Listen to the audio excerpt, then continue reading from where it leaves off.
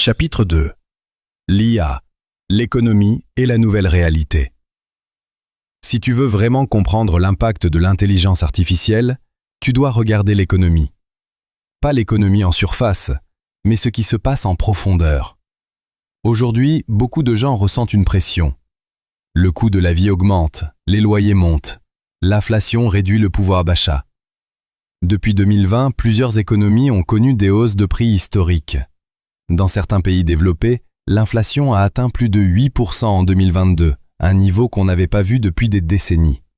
Et même si les chiffres semblent redescendre, la réalité quotidienne reste difficile pour beaucoup.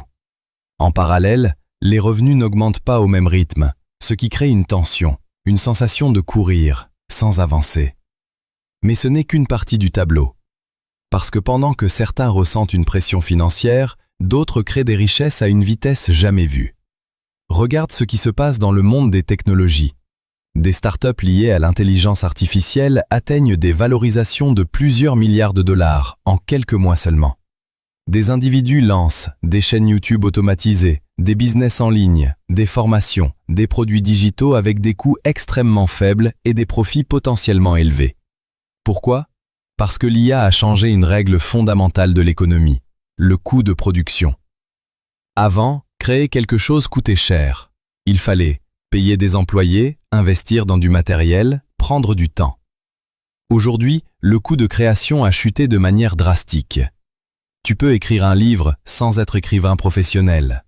Tu peux créer une vidéo sans être monteur. Tu peux lancer un produit sans avoir une équipe complète.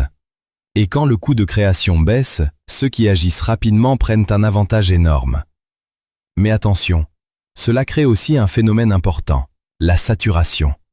Plus de contenu, plus de produits, plus de concurrence. Et dans cet environnement, une vérité devient claire. Ce n'est plus seulement la création qui compte, c'est la stratégie. Parce que si tout le monde peut créer, ceux qui réussissent sont ceux qui savent quoi créer, comment créer et pourquoi créer. L'IA devient alors un amplificateur. Si tu n'as pas de direction, tu vas produire du bruit. Si tu as une vision claire, tu vas produire de la valeur. Et c'est là que l'économie actuelle devient intéressante. Nous entrons dans une économie à deux vitesses. D'un côté, ceux qui utilisent l'IA comme un levier. Ils automatisent, ils produisent, ils construisent des systèmes. De l'autre, ceux qui continuent comme avant. Ils échangent leur temps contre de l'argent. Ils restent dépendants. Et progressivement, l'écart entre ces deux groupes grandit.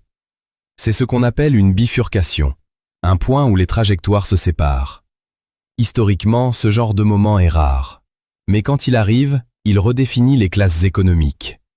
Pense à Internet. Dans les années 1995 à 2005, ceux qui ont compris tôt ont construit des entreprises, des plateformes, des audiences. Aujourd'hui, ces mêmes entreprises dominent le monde. Maintenant, remplace Internet par l'intelligence artificielle. Et tu commences à voir le schéma. Mais il y a une autre dimension, plus subtile. L'IA ne change pas seulement comment l'argent est créé, elle change aussi qui peut créer de l'argent. Avant, les opportunités étaient limitées par les diplômes, les connexions, les ressources.